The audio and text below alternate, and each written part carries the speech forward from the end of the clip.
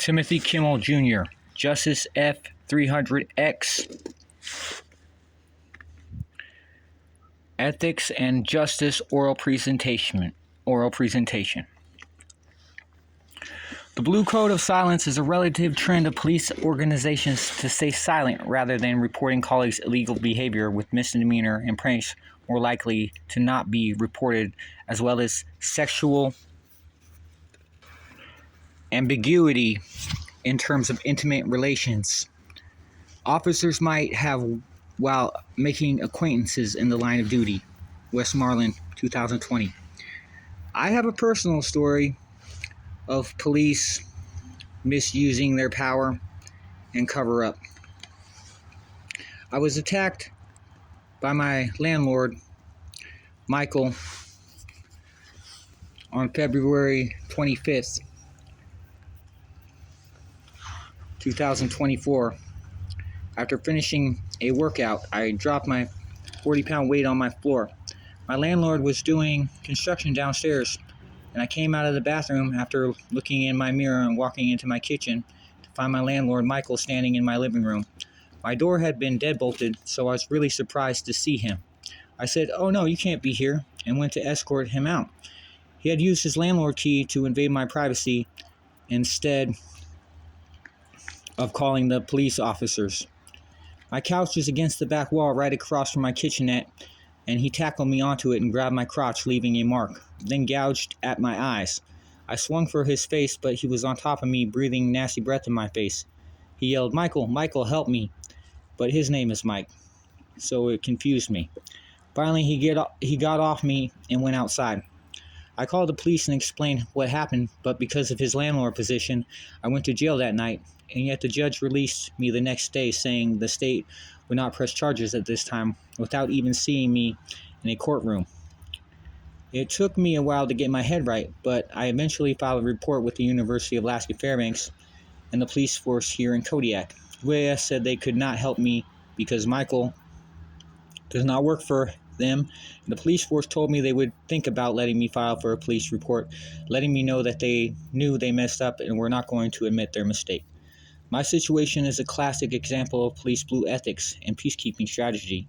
The police would rather cover up their mistake than admit to wrongdoing, believing that no harm, no foul policy was best. And yet they already pegged me as a criminal, whether I was guilty or not, stereotyping me because of my age and situation as guilty instead of the actual offender because they look better on paper. I had a nervous breakdown, lost my job in my apartment, and am still currently homeless, but I feel a lot better not living around such a creepy landlord. The police here in Kodiak that I have interacted with seem to take on more of a classic police ethics viewpoint, treating every individual as a criminal instead of peacekeeping ethical viewpoint strategy of a peace officer. Braswell, page 40. Another dilemma I've been dealing with is the fact that I have the same name as my father, and he was a criminal element here. Well, they treated him as a criminal element. Really, he just had some health problems and some drug use and domestic violence situations. But because I look a lot like him and I have the same name as him, they seem to have pegged me as the same type of person, whether or not I am but I don't believe so.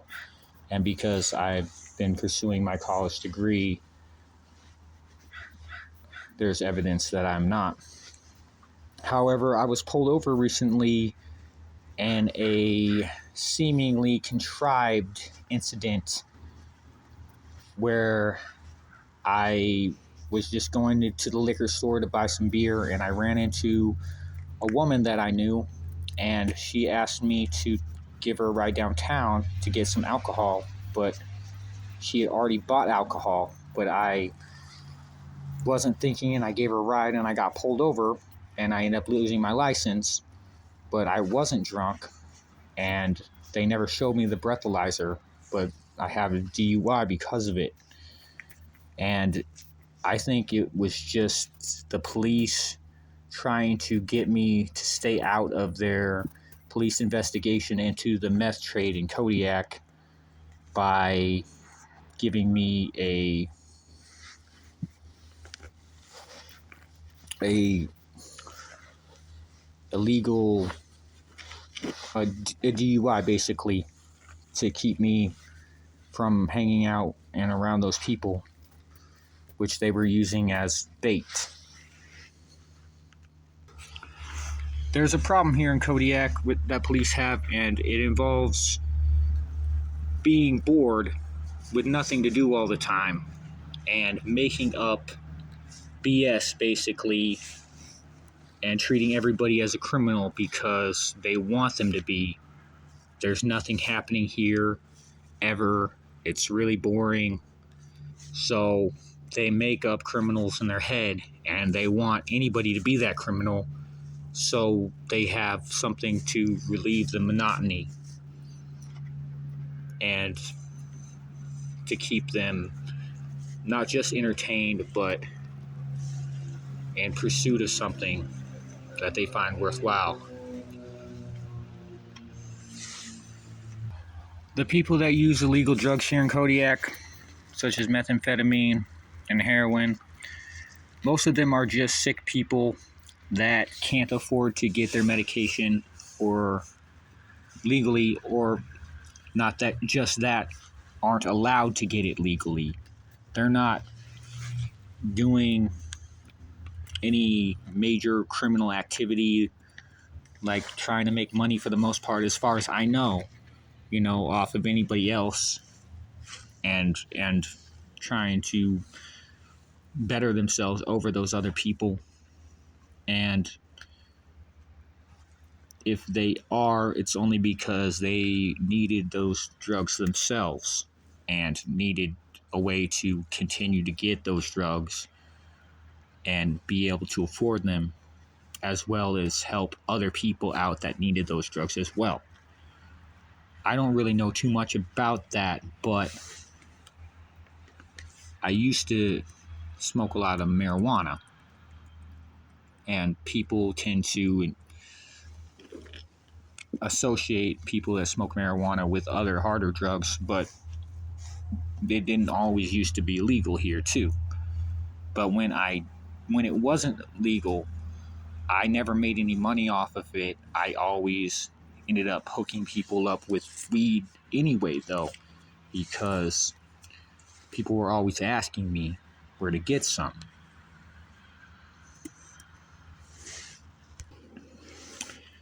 Entrapment is a complete defense to a criminal charge on the theory that government agents may not originate criminal design, implement in an innocent person's mind the disposition to commit a criminal act, and then induce commission of the crime so the government may prosecute. Basically, it's saying that sometimes people commit crimes because the police want them to, not because they themselves wanted to. And that leads to the crime, making the officers more guilty than the supposed criminals who were just part of some game that the officers wanted them to partake in, but they just gave in and partook in it instead of being harassed all the time, or whatever method the cops used to make them turn into a supposed criminal. The cops in Kodiak seem to believe that I'm predisposed to a criminal element because of my father, regardless of how hard I worked as a college student and to have a different life than that, and I look a lot like him. They, instead of giving me the benefit of the doubt, have every time acted with the belief that I was a criminal, whether I was in the wrong or not, treating me like I was a bully just because I got in a fight with somebody. Even though I didn't beat them up, I still won the fight, and because I was bigger than them, I went to jail. However, I had called the cops earlier before that, asking them for help with my family because they were threatening me with jail time if I didn't behave myself better, pretending I was antagonizing them when it was the other way around. And I explained my situation, and they said they would help, but instead they sided with the other party and I went to jail. It's been a string of incidents such as this which has led me to believe that they want me to be a criminal element. And it's made it difficult for me to have a job or even get work or maintain a job at that.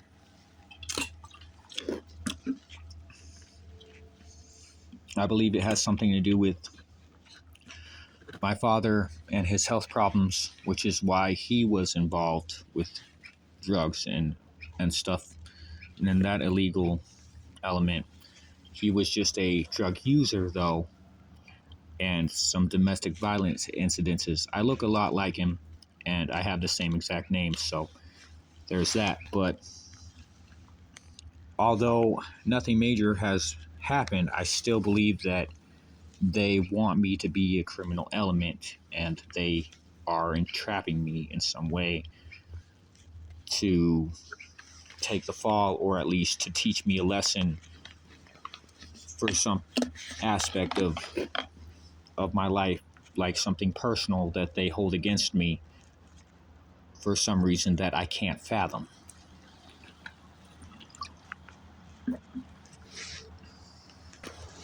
What I'm doing about this is just pursuing my education and trying to stay out of trouble and to not partake in any criminal element or associate with anybody that does. Although they're just mostly sick people looking for medication. And I know a lot of people, but I don't do those types of things. Mostly just like when I helped people find weed, I was just pointing them in the right direction. But I never made anything off of it. In fact, it was kind of time consuming and almost not worth my time at all, because they didn't smoke me out with marijuana either. And I got really tired of that, and I was thankful that weed became legalized. Anyway, I can't seem to change their opinion about me, but I'm still just pursuing my degree and trying to keep out of trouble. So it means I don't really hang out with anybody or have any friends. However, I'm still gonna get my other degree and keep on pushing forward.